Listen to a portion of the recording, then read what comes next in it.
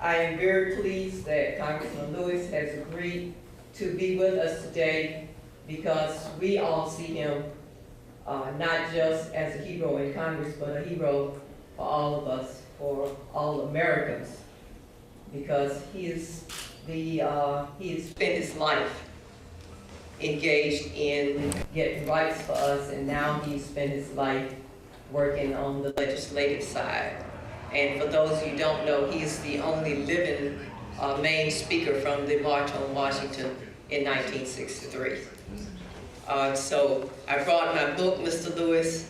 I want to get an autograph. This is the old book now. I have to get the new one and get your autograph there too. But at this time, I would like to bring Adrena Eiffel, who's the director of our Avoice project, and she will introduce our moderator. Thank you. Every weekday morning, you can hear him from 6 to 10 a.m. on Sirius XM satellite radio, channel 128, and also in Washington, D.C. on the WOL-AM channel. He is known as the Black Eagle, and he translates that to successfully balancing the passions of talk radio and political activism. It's a balancing act that has won him praise and accolades in the talk radio industry and the civil rights community. He has spent his entire adult life in the trenches, engaged in the very issues he raises with his radio audience. That has meant going to jail for civil disobedience countless times, taking part in hunger strikes in opposition to apartheid in South Africa, and genocide and the modern day slavery issues in the Sudan. He is a native of Dayton, Ohio, and he's been named Talker Magazine's 100 Most Important Radio Talk Show Hosts 9 times.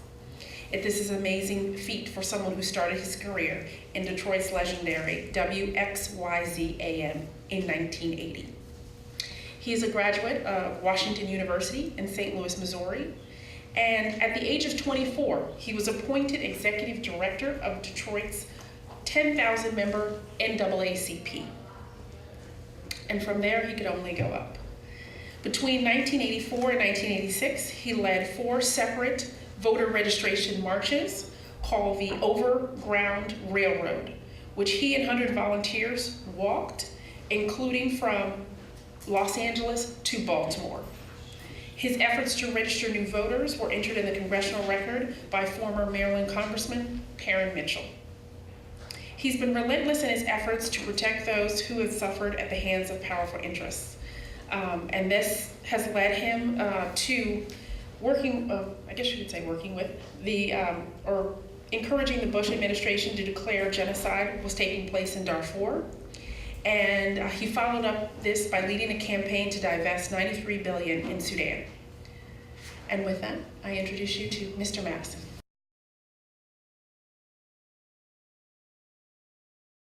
Somebody once asked the question, what's the difference between a moment and a movement?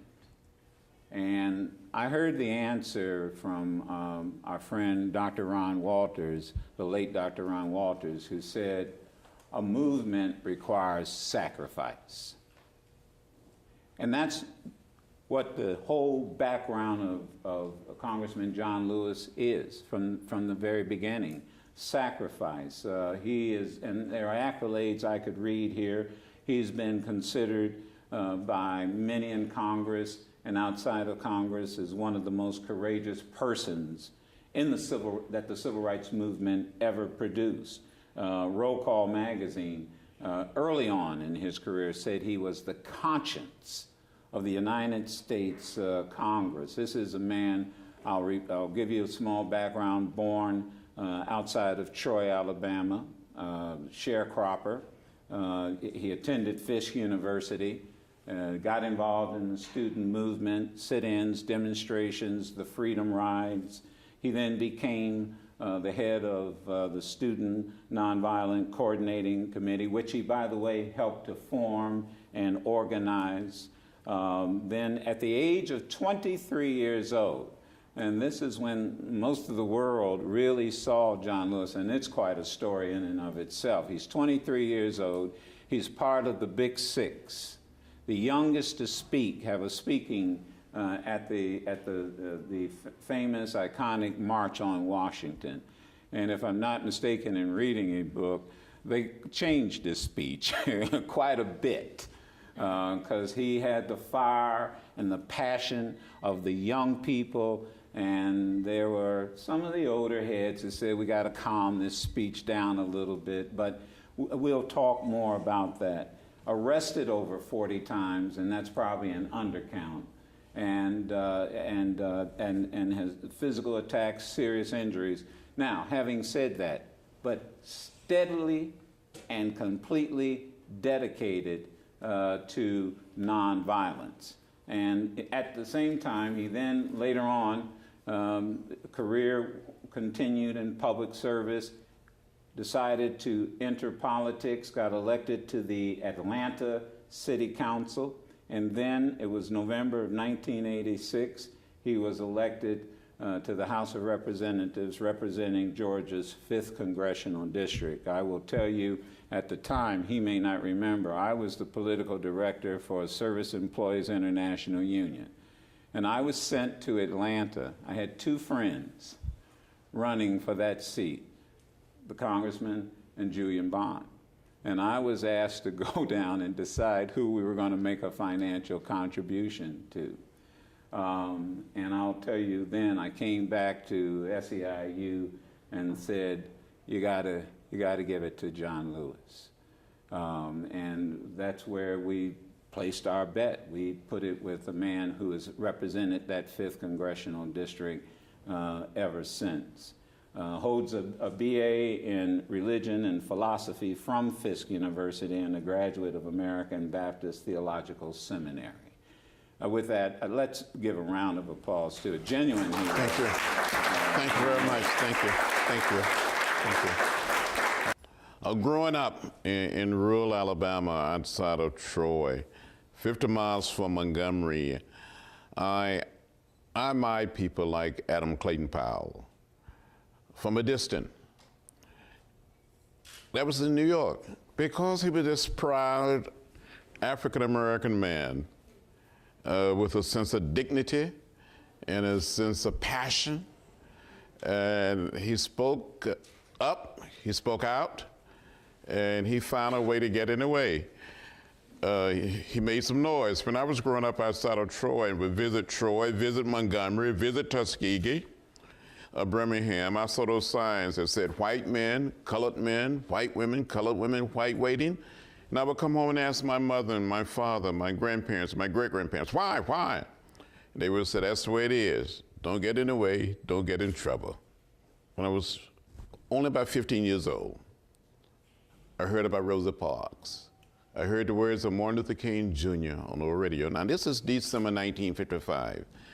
The action of Rosa Parks, this brave, beautiful, charming woman, and this unbelievable Black Baptist preacher, Martin Luther King Jr., inspired me to get in the way. I met Rosa Parks in 1957 when I was 17. The next year, in 1958, at the age of 18, I met Martin Luther King Jr., and I made it my business to get in the way. Okay. I was attending college in Nashville, Tennessee. Right. And she was speaking at a mass meeting. I see. Educating people, telling people about the Montgomery bus boycott.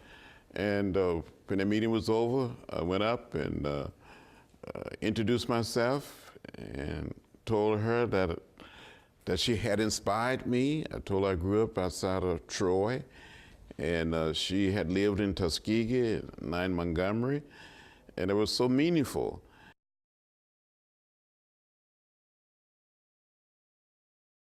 Mount Eagle was more or less a folk school where it was organized to organize labor workers, union people, founded by a man by the name of Miles Horton.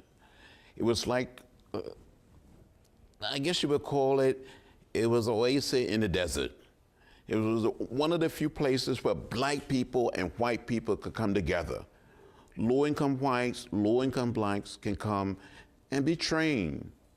And Miles Horton started turning away from just being a labor organizer to try to do something in the whole area of civil rights and human relations. And Martin Luther King Jr. was invited, Ralph Abernathy, and sort of progressive whites and black people in the heart of the Deep South. And so we went there. And the southern white politicians started accusing the schools of being communist inspired. And they put up signs along highways and streets in the South saying that Rosa Parks, Martin Luther King Jr., and these others, and some prominent white people saying they was communist inspired. So when you hear these accusations that President Obama is a communist, I always find it fascinating how you can be a communist, a socialist, and a Marxist at the same time.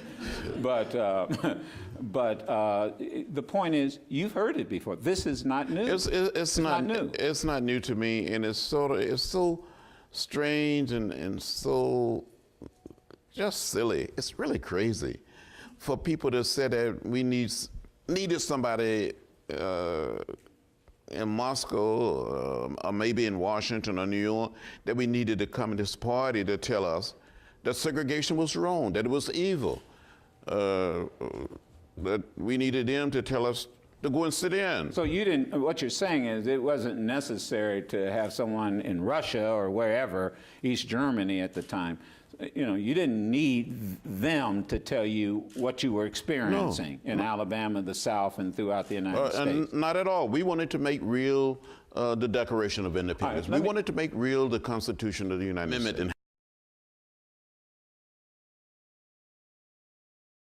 Long before we started sitting in, as a group of students, we studied. We prepared ourselves. We studied the philosophy and the discipline of nonviolence. We had a wonderful young teacher, wonderful young man from Ohio, named Jim Lawson. He was immersed in the philosophy and the discipline of nonviolence. He conducted these nonviolent workshops every Tuesday night at 6:30 p.m. near Fisk University campus. So you'd go to class. We leave class after class was over. Okay. We go to the student union or the dining room and get something to eat. But by 6:30, a group of us are in these workshops. We studied what Gandhi attempted to do in South Africa, what he accomplished in India. We studied Thoreau and civil disobedience. We studied what Dr. King was all about in Montgomery. We studied the great religion of the world. And then we had what we call social drama, role playing. Blacks and whites playing the roles of blacks and whites. And then we started sitting in. In the fall of 1959, in November and December 1959, before the sit-in started in Greensboro on February 1st, 1960, we were sitting in, testing different places. And we would be sitting there waiting to be served. And someone would come up and spit on us, or pour hot water on us, hot coffee, hot chocolate, put a lighted cigarette out in our hair or down our backs. And we just sit there in an orderly, peaceful, nonviolent manner. And when the sit-ins started in Greensboro, we started sitting in or sitting down in an orderly, peaceful, nonviolent fashion. And I will never forget it, Joe. I will never, ever forget it. On February 27, 1960, the first mass arrest occurred in the sit-in movement when 89 of us were arrested and taken to jail. That was my first time being arrested. First time in First time. First time you've never been arrested Never been arrested, never been arrested for anything. Okay. But I felt so free. I felt liberated. Now explain that. I felt like we have been practicing, we have been getting ready for this moment. So you arrest us. You take us to jail. We were well-dressed, orderly young people. People said to us things like, you cannot sit here. What are you doing here? And we literally grew up by sitting down on those stools. Did you contact your parents then? My parents heard that I had been arrested. Okay. and that I was in jail. And my mother wrote me a letter and said, we sent you off to school to get an education. Why are you involved in that mess? That's what she said. That's what she wrote back? Yeah, that's what she said in so many words. I wrote her a letter back, and I said, dear Ma, I've acted according to the dictates of my conscience. She probably didn't even know what I was talking about. But I said, so help me God, I cannot do anything less. We are fighting to end segregation and racial discrimination. And she got back in touch and said, I will pray for you. And I got arrested a few more times during the early part of 1960.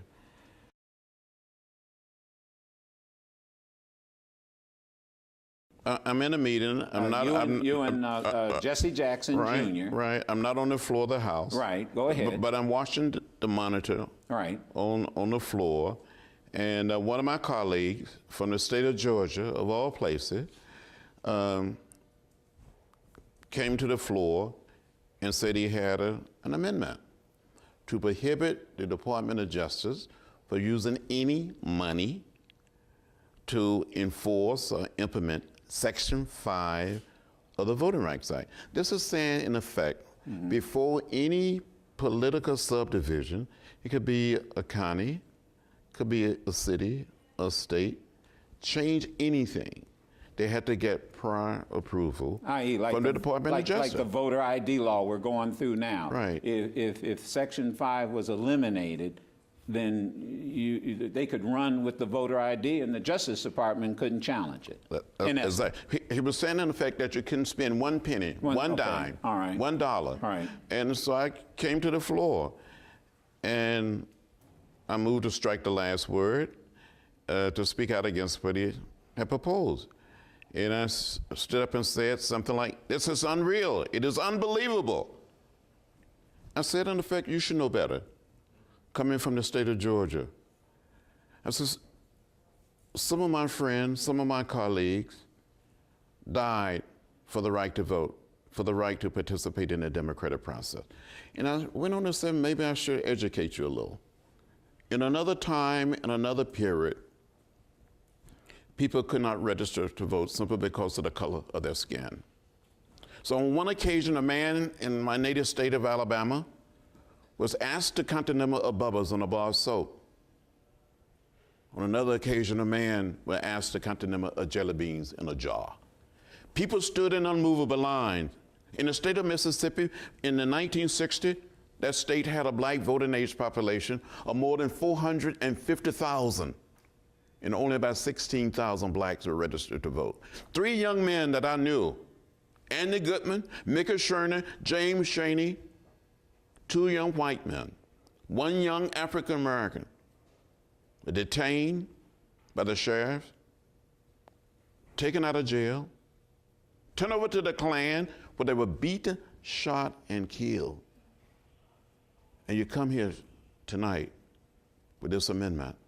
Doesn't have any place on this floor. What happened after you made that passionate appeal?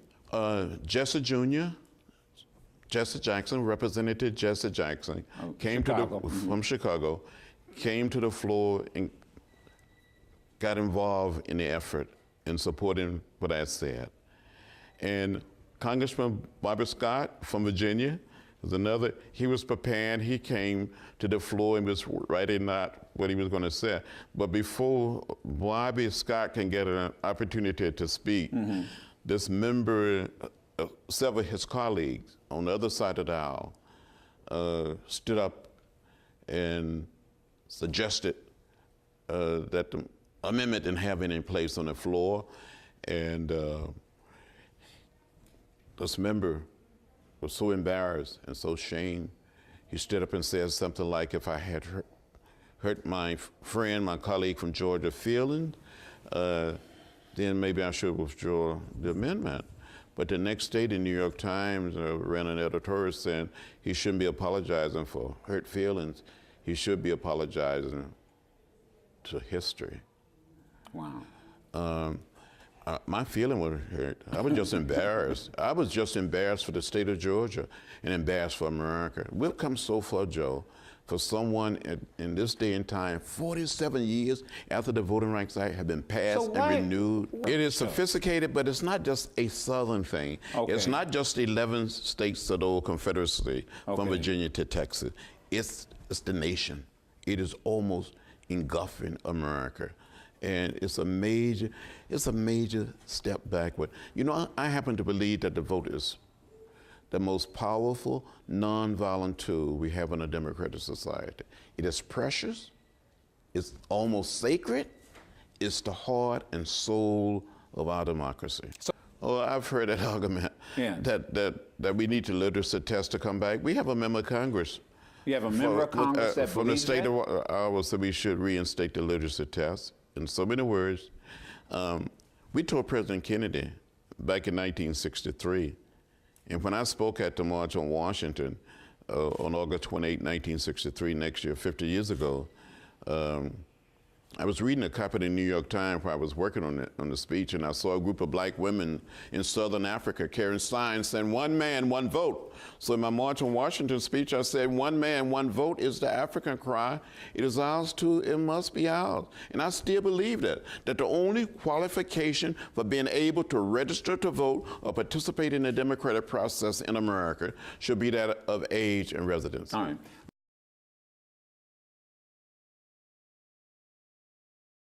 It is a must that we have caucuses, such as the Congressional Black Caucus, the Hispanic Caucus, the American Asian Pacific Caucus. We have a Congressional Caucus. The Republicans have a Republican conference. People have certain mutual interests, and they can come together. There's certain things that affect the very essence of our community, of a class of people or group as a race. The caucus was born during the height of the Civil Rights Movement, and there is still a need for a caucus all these many years later. I think it was Ozzie Davis, after the death of Dr. King, caucus came about. It's not the man. It's the plan. It's the plan. It's the plan. And so the caucus, you get together, try to create legislative plans, approaches. And like mind individuals can come together with a plan, with a program, and they try to sell that plan or that program to a larger community. These young men and women, and some of us not so young anymore because we've been around, but they are the best of the best. They're wonderful, they're gifted, they're talented, and they're some of the hardest working people I've ever seen. They work hard. They're like my brothers and sisters. You come here and you work with and get to know someone like a Charles Rangel, or been here, or John Conyers, and we all have roles to play, and they remind me of another generation, really. During the height of the Civil Rights Movement, we had what we call the Big Six. A man like A. Philip Randolph, Harold Wilkin, Whitney Young, and Dr. King, and James Foreman, and others. And I used to say about... and we should include Dorothy Height. Dorothy Height, Bell's sister, Dorothy Height. She was like a mother to us all, but she was a wonderful sister. But I used to say about A. Philip Randolph, if he had been born on another continent, or maybe in another country, he probably would have been king, prime minister. He was a prince of a man. And some of the members of Congress, and some of the younger ones, they are so smart. They're so smart. They're brilliant. And some of them are just good politicians. But they're wonderful. We fuss and we fight over different things, but I tell you, in the final analysis, we're family. And we're brothers and sisters.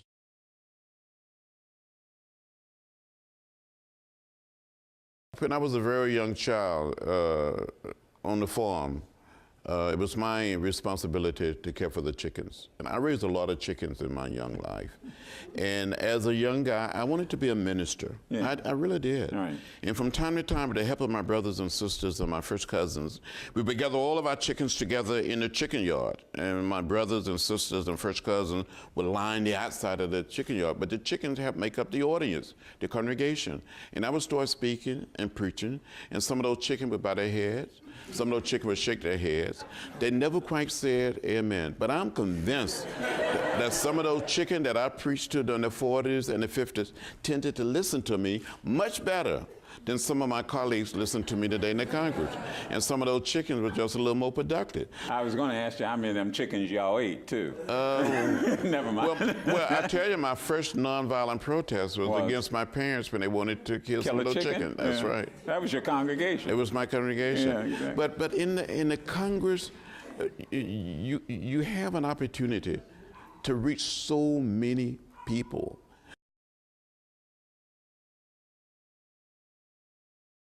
When I came here in 87, in 87, I wanted to be on the Public Works and Transportation Committee because we have the largest commercial airport in the world. In Atlanta. In Atlanta. Mm-hmm. I could help that airport. And we have 3 interstate highways running through the heart of the city. And in addition, we have a transit system.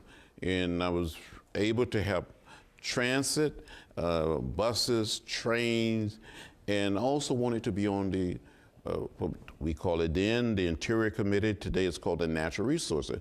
I believe deeply in historic preservation. I believe in parks and public land, that we have to save pieces of this little planet, not get rid of everything. I believe in arts, the arts and history. And one of the first things that I did, I introduced a piece of legislation to make the highway between Selma and Montgomery, Alabama, part of the National Trail. So if you go to Alabama today or tomorrow, you will see markers, interpretive centers between Selma and Montgomery, telling you the story, the history of what happened on that bridge on March 7th, 1965. So why is that important to this audience? Well, it's important for young people to know. Yeah. If it hadn't been for the bridge, if it hadn't been for that highway, and what happened there, we may not be where we are today. And another thing I did, I introduced the legislation to create a national African American museum of history and culture on the mall. It took me 15 years to get it passed. We got it passed. We had the groundbreaking a few weeks ago, maybe a few months ago now, with President Obama, and it's been built. And it's going to open in 2015. All right.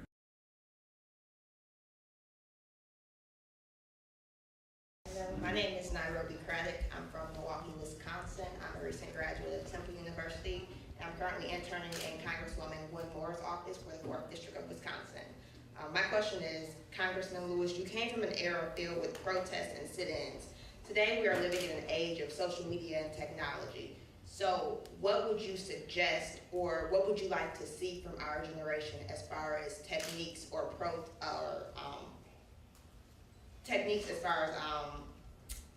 advocating for like health issues and student loan issues?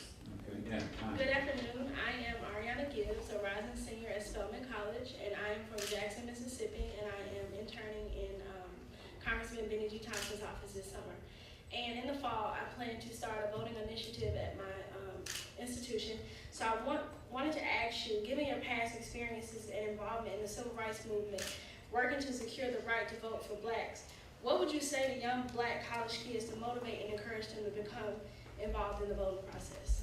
Well, let me say to the two of you, I've been to Wisconsin and been to Jackson, Mississippi. Was there just a few days ago.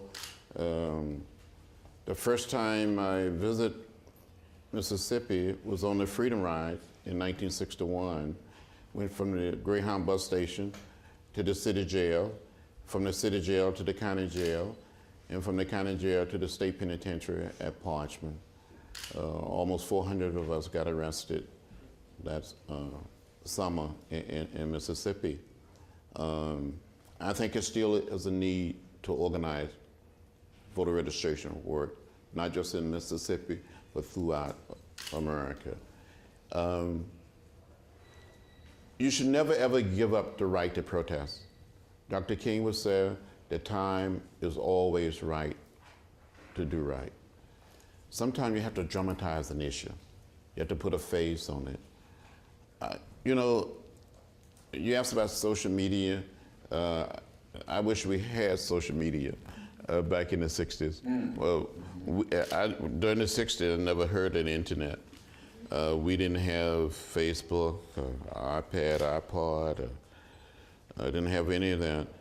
We didn't have a fax machine, a cellular telephone. We had the old mimeograph machine that you had to turn. But we used what we used what we had. I think that's, you have to be persistent. You have to stand up. So use all of the new technology and means of communication.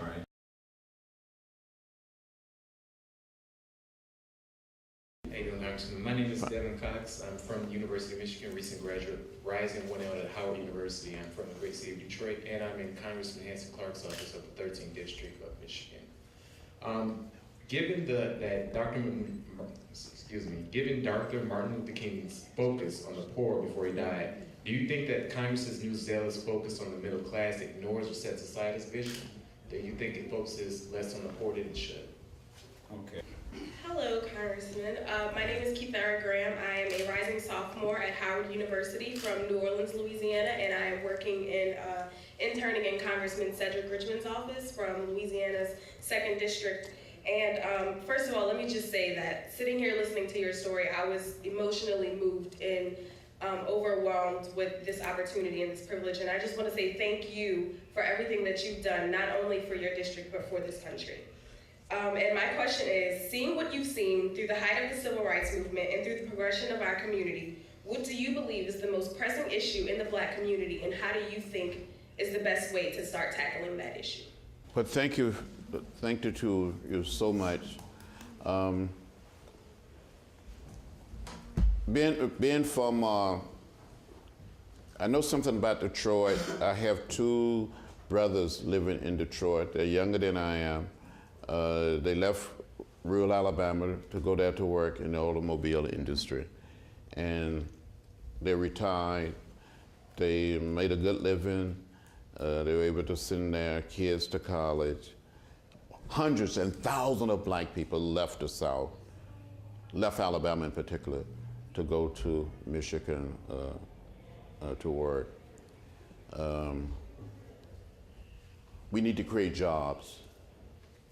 More jobs. I think it's a shame and a disgrace that with all of the discussion, all of the debate, there's still hundreds and thousands and millions of people that have been left out and left behind. We have to do something about poverty. During the Carter administration, I had an opportunity to spend several days in West Virginia, to go and visit the eastern part of Kentucky, to go to the Southwest, to go and live for a week on a Navajo reservation in Arizona. And there's still people that are poor and trapped in poverty. And we're not spending enough time. We need to go back to where Dr. King and Robert Kennedy left off in 1968.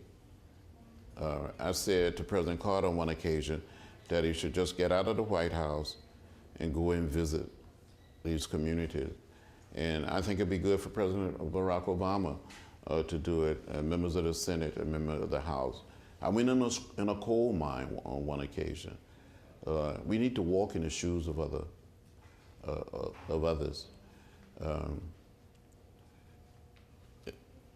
We have a lot of work to do, and it's my hope that as young leaders, that you will be the leaders of the 21st century.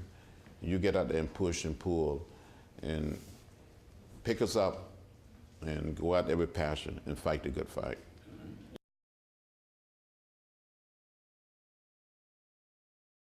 Well, first and foremost, I would like to thank you for coming out today and speaking with us. Thank you. Well, with that being said, my name is Chasman Flood, a graduate from Howard University. I'm working in Congresswoman Maxine Waters' office.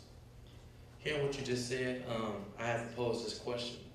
How can the CPCF congressional interns and future leaders use the stepping stones that you helped mold during your tenure in Congress and in the Civil Rights era to help ensure justice in America and also globally? What I would suggest, young brother, is use your skills, use your talent, when all of us should, and stand up, fight, push, speak up. Another generation of young people didn't have what you have. We were just average individuals that heard the trumpet sound, and we responded. When I was only about 17 years old, I wanted to attend Troy State College. It is now called Troy University. It's only 10 miles from my home. Submitted my application, my high school transcript, never heard a word from the college. So I wrote a letter to Dr. Martin Luther King Jr., told him I needed his help. He wrote me back and sent me a round-trip Greyhound bus ticket and invited me to come to Montgomery to meet with him. In the meantime, I went off to school in Nashville. He heard that I was there, and he got back in touch and suggested during spring break for me to come and see him. Saturday morning in March of 1958, 18 years old, my father drove me to the Greyhound bus station. I boarded the bus and traveled the 50 miles from Troy to Montgomery. And a young lawyer, I'd never seen a lawyer before, a young man by the name of Fred Gray, who was a lawyer for Rosa Parks, for Dr. King, and later became our lawyer during the sit-ins, the Freedom Ride, and the march from Selma to Montgomery, met me at the Greyhound bus station and drove me to the First Baptist Church in downtown Montgomery, passed by the Reverend Ralph Abernathy, and it ushered me into the pastor's study, and I saw Dr. King and Reverend Ralph Abernathy standing behind a desk. I was so scared, I was so afraid. And Dr. King said, "Are you the boy from Troy? Are you John Lewis?" I had the courage to say, "Dr. King, I'm John Robert Lewis." I gave my whole name. It changed my life. I'm not suggesting that you go through, you don't have to go down that path. But you get out there, you stand up. I think we all have an obligation just to find a way to make a contribution. There's still too many people are left behind in spite of all of the changes, in spite of all of the progress. There's a sea of humanity waiting for leadership.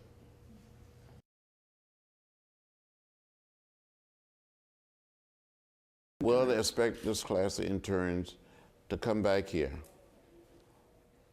as members of Congress, members of the House, the Senate, teachers, lawyers, governors, successful business people, diplomats, to go out there and do your part.